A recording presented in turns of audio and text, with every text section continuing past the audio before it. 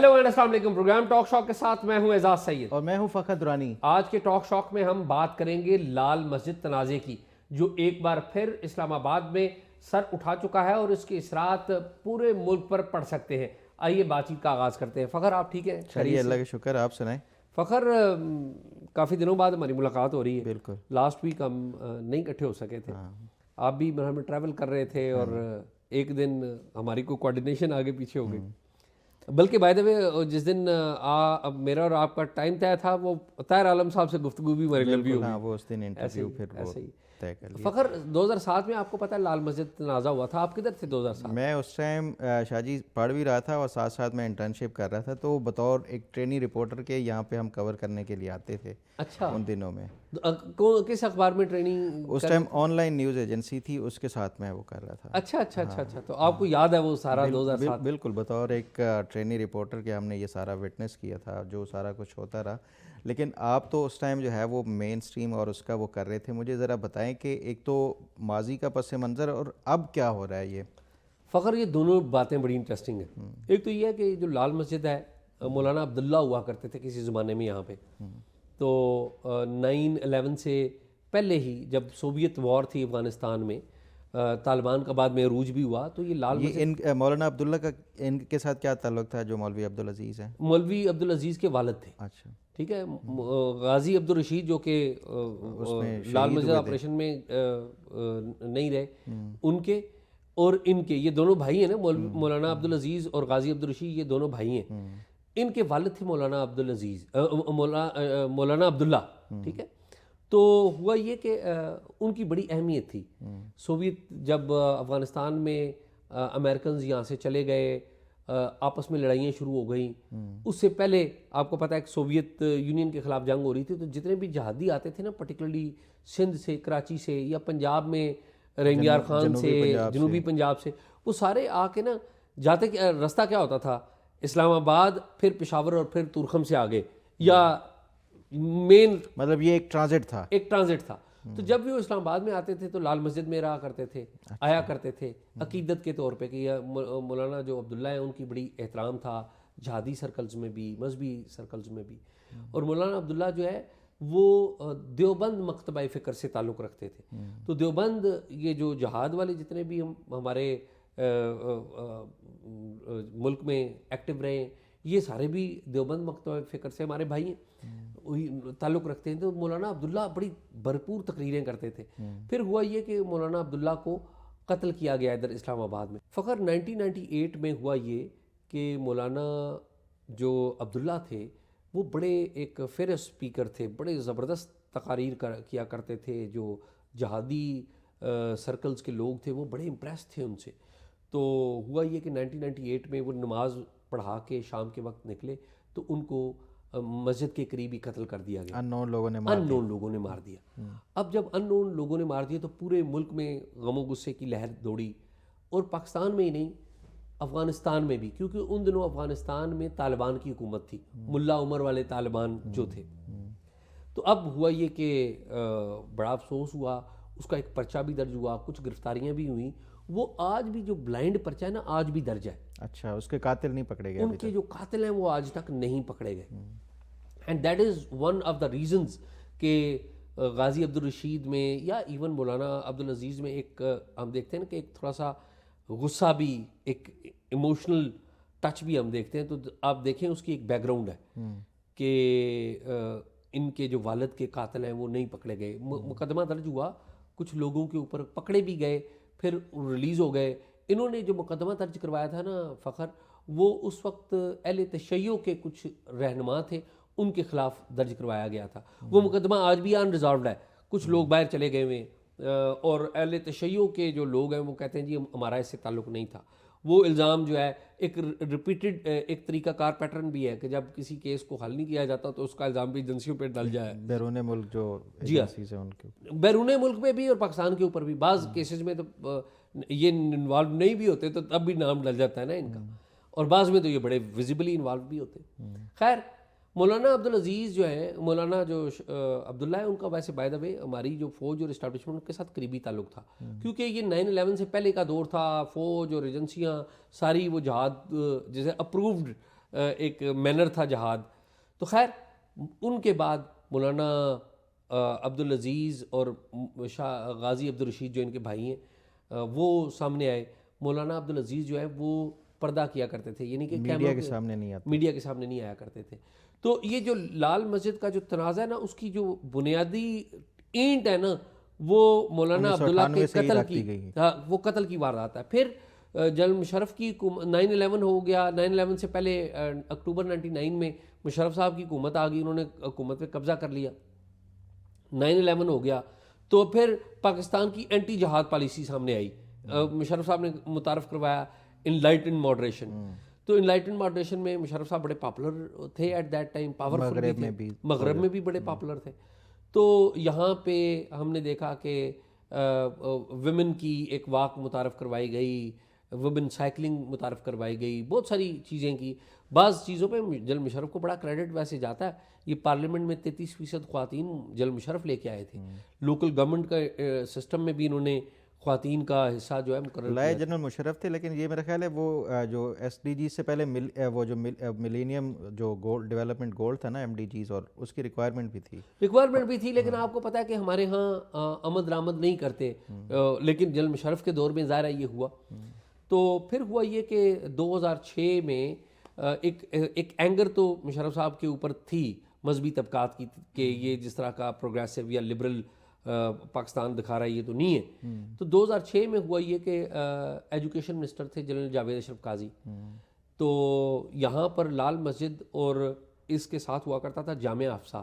لیکن لال مسجد اور جامعہ افسا کی جو دونوں عمارتیں ہیں ان کے بیچ میں ایک چلڈرنز لائبریری ہوا کرتی تھی. تو ہوا یہ کہ جامعہ افسا اور لال مسجد والوں نے وہ چلڈرن لائبریری کو اپنے قبضے میں لے لیا. اچھا, ٹھیک ہے, سرکاری جو لائبریری تھی. تو اس پہ جو ایجوکیشن منسٹر ہیں انہوں نے بڑا احتجاج کیا کہ یہ کیا طریقہ کار ہے, اور ایک نوٹس وغیرہ جاری ہونے لگے. سی ڈی اے نے ان کو نوٹس وغیرہ جاری کیے. تو ایک احتجاج کی سی فضا اس وقت ایٹ دیٹ ٹائم شروع ہونے لگ پڑی. پھر وفاقی حکومت کی طرف سے ایسے کوئی اقدام تھے جن کے اوپر اعتراض تھا. تو غازی عبدالرشید مجھے اچھی طرح یاد ہے, ہم جایا کرتے تھے. تو ایک دو دفعہ ایسا بھی ہوا کہ غازی رشید صاحب جو ہے وہ میں ایٹ دیٹ ٹائم وہ میڈیا کی ڈارلنگ تھے. غازی عبدالرشید پڑھے لکھے بھی یونیورسٹی سے پڑھے ہوئے تھے. تو ہاں, مطلب کسی زمانے میں جینز دنیاوی تعلیم جو ہے وہ اور داڑھی رکھی ہوئی. تو غازی رشید مجھے اسی طرح یاد ہے ایک دفعہ میں آئی وٹنس ہوں کہ جو انہیں اطلاع ملی کہ جی پولیس آ رہی ہے, پولیس نے ارد گرد گھیرا تنگ کر لیا ہے. تو وہ اپنی گن کے ساتھ وہ باہر آ گئے. تو یہ جو جامعہ حفصہ تھی وہ یہ خواتین کا مدرسہ ہے, لڑکیوں کا مدرسہ ہے, جہاں پر لڑکیوں کو حفظ وغیرہ کروایا جاتا ہے. اب پھر اگلا کام یہ ہوا کہ فخر جو ام احسان, اب یہاں پہ ام احسان, کیونکہ ام احسان کا ابھی بھی جو معاملہ ہوا ہے اس میں, تو ام احسان ہے یہ بھی بڑی ایک جسے کہتے ہیں دبنگ قسم کی بڑی ارن لیڈی ہے. ارن لیڈی, مذہبی, مذہب is also a very big weapon in Hare hand. تو یہ ان دنوں ام احسان بڑی ایکٹیو تھی. اور میں یہ بتاؤں کہ یہ 2007 کا جو لال مسجد آپریشن ہے, اگر آنیسٹ رائے دیں, اگر اس کی ذمہ داری ظاہر ہے ریاست کے اوپر تو ہے ہی ہے کہ انہوں نے فوج چڑھا دی جو کہ نہیں چڑھانی چاہیے تھی, میرے خیال میں زیادہ زیادہ یہ پولیس کا کام تھا. لیکن اگر دوسری سائڈ پہ دیکھے جائیں تو سب سے بڑی ذمہ داری ام احسان. مجھے یاد ہے اس کی وجہ پتہ کیا ہے؟ اس کی وجہ یہ کہ ام احسان خواتین کو, یہ جو بچیاں ہیں ان کو لے کے یہ پارلرز اور وہ اس طرح کی نہیں یہ سی ڈیز کی شاپ پہ گئیں کہ جی یہ فحاشی پھیلا رہی ہیں, اس کے اوپر اٹیک کیا انہوں نے. پھر ایک خاتون جو ہے ادھر G6 میں رہتی تھی, اس کو اغوا کر کے لے آئیں کہ جی یہ جسم فروشی کراتی ہے, ٹھیک ہے. پھر ایک اور جو وائٹل وجہ بنی ہوا یہ فخر کے 2007 میں یہ انہوں نے چائنیز یہاں پر ایک مساج سینٹر تھا, یہ گئے, یہ ام احسان گئیں اور اپنی ساتھیوں کے ساتھ تو جا کے چائنیز مساج سینٹر کی چائنیز جو خواتین اور مرد تھے ان کو اٹھا کے لے آئے. اغوا ہوتا ہے. اب چین نے اس پہ بڑا احتجاج کیا. جنرل مشرف جو ایٹ دیٹ ٹائم تھے, جنرل مشرف جو ہے وہ نہیں چاہتے تھے کہ ان کے اوپر ملٹری آپریشن ہو, دباؤ بڑا تھا, لیکن اس میں ہمارے میڈیا کا بھی بڑا گندا کردار. بالکل, میڈیا کے فخر جتنے بھی اینکر ہیں سب نے یہ کہا آپریشن کیوں نہیں کر رہے, سب یہ کہتے رہے. اور میں یہ کہوں گا کہ ہمارے سرکلز میں ٹھیک ہے وہ ایسے لوگ آج بھی موجود ہیں کالمز تھے اس ٹائم جو جی کالم لکھتے روزانہ تھے کی ٹی وی بنیاد پہ بیٹھ کے جناب، بیانیہ بنایا گیا کہ یہ operation state with in state کھڑی ہو گئی ہے، اور یہ ہاں بلکہ ان دنوں آپ کو یاد ہے 2007 میں افتخار چودھری صاحب کی بھی ایک موومنٹ، لائرز موومنٹ چل پڑی ہوئی تھی، تو یہاں ہمارے سو کالڈ جو اینکرز ہیں بعد ان کی اس وقت کی فوٹیجز لا کے دیکھیں، یہ کہتے تھے کہ جی ہم تو سمجھتے ہیں کہ آپ نے جو وہ جو لائرز موومنٹ کو نیچے دکھانے کے لیے مشرف صاحب نے یہ لال مسجد والا خود شروع کیا، حالانکہ یہ نہیں شروع کیا ہوا تھا خود. خیر ان شارٹ یہ کہ جب پریشر بہت زیادہ بڑا، ناکام ہو گیا پھر جی بہت زیادہ بڑا، تو پھر جل مشرف نے ایک موقع کے اوپر آیا اور انہوں نے فیصلہ کیا کہ جی میں آپریشن کرتے ہیں. تو پھر یہ ہوا، پہلے کرفیو لگا، پھر اوپر سے فائر ہوا مسجد سے، تو کرنل ہارون ٹھیک ہے وہ مارے گئے تھے. وہ اس سارے واقعے میں بڑا افسوسناک، ظاہر ہے ہمارے فوج کے، ہمارے سیکیورٹی اداروں کے، تو اندر سے فائر ہوا، اور اس کے بعد یہ طے ہو گیا کہ جی اب تو ان کی ایسی کی تیسی نہیں کر دیں گے وہ، اور وہی ہوا. تو جو بڑی وجہ بنی وہ چائنیز اغوا والی بات. پھر فخر بڑا شور ان کے اوپر، بڑے مقدمے، بڑا برا حال. غازی عبدالرشید وہ بھی اس آپریشن میں، ظاہر ہے سارے بچوں کے ساتھ وہ بھی ان کے ساتھ بھی ایک حادثہ آیا. اس کو مسمار، جامعہ افسا کو مسمار کر دیا، اس کی نئی جگہ دے دی گئی، ابھی G7 میں ہے. تو ابھی لیٹسٹ اس کے بعد اچھا، اور جو 2007 کا جو لال مسجد آپریشن ہے اہم کیوں ہے کہ جو لال مسجد پر جب آپریشن ہوا تو پورے ملک میں مذہبی طبقات نے دہشت گردی کی لہر جو شروع ہوئی، اس پر پھر بڑا اس کے بعد اثر وہ کیا، اور فخر تقریباً 400% دہشت گردی میں اضافہ ہوا. 400%. جو خودکش حملے ہیں وہ اس کے بعد ہی شروع ہوئے پاکستان خودکش حملے پہلے تھے، مطلب وہ 2003 میں بھی تھے، اس انٹینسٹی کے ساتھ نہیں تھے جس طرح جتنا یہ لال مسجد. خودکش حملے کو 3-4 تھے. سیف الرحمان سیفی گروپ تھا ایک، انہوں نے شروع میں فورنرز پہ اٹیک کیے تھے، لیکن اس کے بعد تو ان پہ بھی کوئی 500-600% اضافہ ہو گیا. 2007 میں وہ جو حملے تھے وہ تقریباً 70 ہوئے، اور اگلے 2008 میں جو خودکش حملے تھے 89 کے قریب ہوئے، جو کہ ریکارڈ ہے آج تک کہ ایک سال میں 89 خودکش حملے. بہت افسوسناک. اور ہر دوسرے دن اسلام آباد پہ اٹیک ہوتا تھا. تو اس کی وجہ یہ تھی کہ لال مسجد آپریشن کا رد عمل دے رہے تھے، کیونکہ جو طالبان تھے وہ بھی رابطے میں تھے. پھر بعد میں TTP بھی انہی دنوں بن گئی، تو TTP نے بھی ہتھیار کے طور پہ یوز کیا. تو بعد میں چیزوں کو کافی کنٹرول کر لیا گیا، نقصان ہو گیا. غازی مولانا عبدالعزیز جو ہیں وہ بھی ایک وقت کے بعد ریلیز ہو گئے، احسان بھی ریلیز ہو گئیں. ہوا یہ کہ اب کیا وہ معاملہ، اب تازہ معاملہ یہ ہے کہ یہ معاملہ یہ ہے کہ مولانا عبدالعزیز جو ہیں وہ تو رہتے ہیں G7 میں، احسان صاحبہ بھی ادھر ہی رہتے ہیں. اب مارگلا ٹاؤن ہے ایک علاقہ اسلام آباد میں، وہاں پر ایک مسجد ہے مدنی مسجد. مدنی مسجد کو پرانی مسجد ہے، CDA کوئی ڈیولپمنٹ کر رہا ہے، تو اس مسجد کو گرا کر اس مسجد کے متبادل ایک ان کو جگہ دی جا رہی ہے مارگلا میں. تو اب جو مذہبی طبقات ہیں وہ کہتے ہیں یہ تو شہید کر رہے ہیں، یہ تو اجازت ہی نہیں ہے خدا کا گھر بن جائے. ایک مذہبی نقطہ نظر ہے، حالانکہ اس کا کاؤنٹر نقطہ نظر موجود ہے کہ ریاست کو جب ضرورت ہوتی ہے تو وہ کر سکتی ہے اور اس کے متبادل وہ جگہ دے دے. تو متبادل ان کو جگہ دی جا رہی تھی. اب مدنی مسجد کے کچھ لوگ آئے ادھر احسان صاحبہ کے پاس کہ آپ احتجاج کریں. وہ کل شام کوئی مرگلا ٹاؤن میں گئیں مسجد کے معاملے میں. تو مرگلا ٹاؤن میں جب وہ گئیں تو وہاں پہ مذاکرات ہوئے CDA کے ساتھ، انتظامیہ کے ساتھ. ان کے ساتھ کچھ 7 طالبات اور معلمات بھی تھیں، اور پھر جی ہاں ان سب کو گرفتار کر لیا. جب ان کو گرفتار ادھر کیا گیا تو یہ فضل حق روڈ ہے اسلام آباد کی، بلو ایریا، مین بلو ایریا پر بھی احتجاج ہوا، اور فضل حق روڈ جو اس سے متصل روڈ ہے جو مین ہب ہے اسلام آباد کا، ڈاؤن ٹاؤن کا، اس کو بند کر دیا گیا.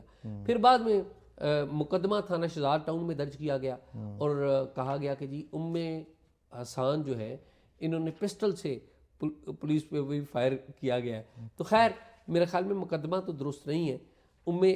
احسان جو ہے ان کے اوپر آپ سوالات کر سکتے ہیں. ایک بہت پہلے انہی دنوں 2007 میں ایک واقعہ ہوا تھا، راجہ دلاور ایک لال مسجد میں ہی ہوا کرتے تھے.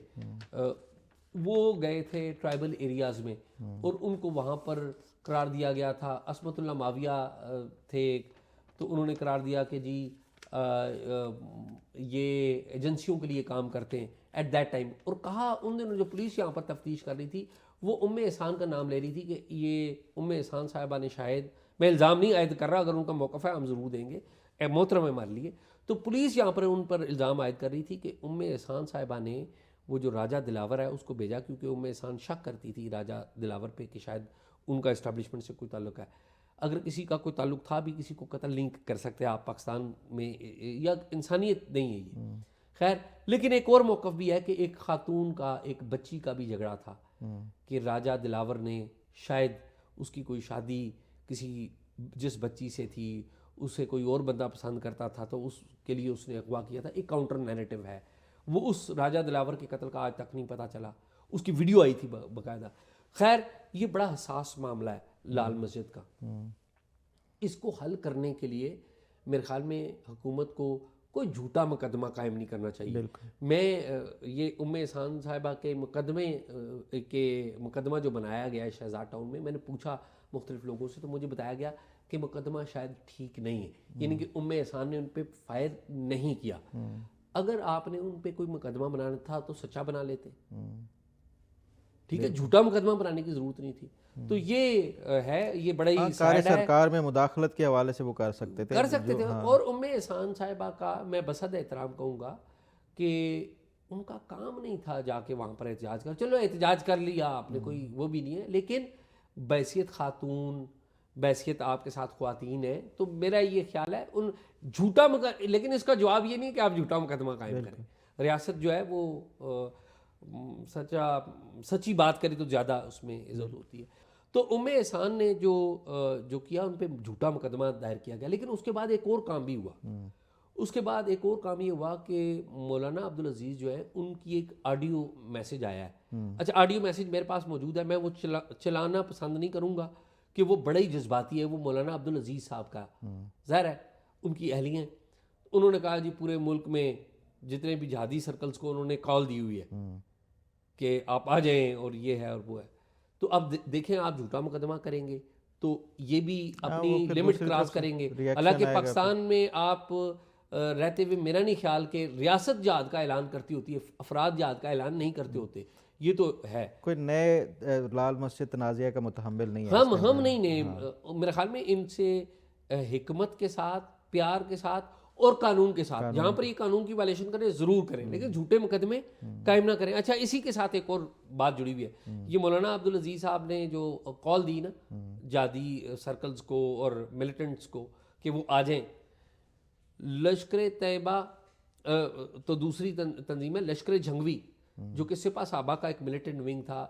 اس ملیٹنٹ ونگ کا القاعدہ کا اور بہت ساری مذہبی تنظیموں کا ادھر بڑا تعلق ہے, ان کے ساتھ بہت بڑا قریبی تعلق ہے. اور انہی دنوں ایک واقعہ وہ آپریشن ڈیوڈ کا, وہ میری نظر سے گزرا. وہ طارق کھوسہ صاحب نے اپنی جو کتاب ایک لکھی ہے جس کا میں نے پچھلے دنوں بھی ذکر کیا تھا, طارق کھوسہ صاحب نے سابق آئی جی ہیں, انہوں نے اپنی کتاب میں آپریشن ڈیوڈ کا ذکر کیا ہوا ہے. یہ ملک اسحاق ہوتے تھے, آپ کو یاد ہے, وہ پولیس مقابلے میں مارے گئے چند سال پہلے. ملک اسحاق صاحب کو گرفتار کیا گیا تھا 24 ستمبر 1997 میں. اس کی کہانی پہلی دفعہ فرسٹ ہینڈ اکاؤنٹ وہ ہے, وہ طارق کھوسہ نے بتا دیا. اور وہ کہانی کیا ہے, انہوں نے کہا جی جہانزیب برقی ہوا کرتے تھے آئی جی پولیس پنجاب کے, تو جہانزیب برقی کو ملک اسحاق فون کیا کرتا تھا اپنے موبائل سے. اچھا, جہانزیب برقی جو آئی جی تھے پنجاب کے, انہوں نے طارق کھوسہ کو تعینات کیا تھا ڈی آئی جی فیصلہ آباد. تو طاہر رضا تھے ایس ایس پی وہاں پر. تو ایس ایس پی کو اور ان کو ڈی آئی جی کو جہانزیب برقی نے ڈیوٹی لگائی جو آئی جی تھے کہ جی آپ نے ملک اسحاق کو پکڑ کے لانا ہے. اب ملک اسحاق اہم کیوں تھے کہ سپاہ صحابہ کا جو ملیٹنٹ ونگ تھا لشکر جھنگوی, جو بعد میں القاعدہ کے ساتھ مل کے کارروائیاں کرتا رہا, لشکر جھنگوی جو بنانے والے بندے تھے وہ 4 بندے تھے. ایک تھے ملک اسحاق, ریاض بصرہ اور 2 اور بندے. تو ملک اسحاق بڑے اہم تھے, اکرم لاہوری تھا ایک, اور ایک عبد الرحمان تھا, 2 اور یہ تھے. تو ملک اسحاق جو ہے وہ فون کیا کرتا تھا آئی جی کو. اب بڑا مسئلہ تھا, اور پنجاب میں شہباز شریف کی حکومت تھی, تو بڑا ان کو بھی ریاض بصرہ نے ایک دفعہ جا کے بھیس بدل کے مل آیا, بیس بدل کے جا کے مل آیا تھا نواز شریف کو اور شہباز شریف کو, اور تصویر بھیجی تھی, تصویر بھی بھیجی. تو جہانزیب برقی نے ان کو جب ڈیوٹی لگائی تو انہوں نے جو اپنے ایس ایس پی ہے ان کے ساتھ مل کے آپریشن ایک ڈیسائیڈ کیا. اس آپریشن کا نام لکھا آپریشن ڈیوڈ. اچھا ٹھیک ہے. اگست کے مہینے میں یہ تعینات ہوئے, اگست 1997 میں. تو انہوں نے سوچا کہ کیا جائے. تو انہوں نے کہا کہ یار یہ بل تو جمع کرائے گا, تو ہم یوں کرتے ہیں کہ انتظار کرتے ہیں کہ اس کے پینڈنگ ڈیوز کب ہوتے ہیں. تو انہوں نے فون کی جو مینجمنٹ ہے ان کے ساتھ نظر رکھی. ان دنوں موبائل فون ٹیپ نہیں ہوتے تھے, آج تو ہے نا.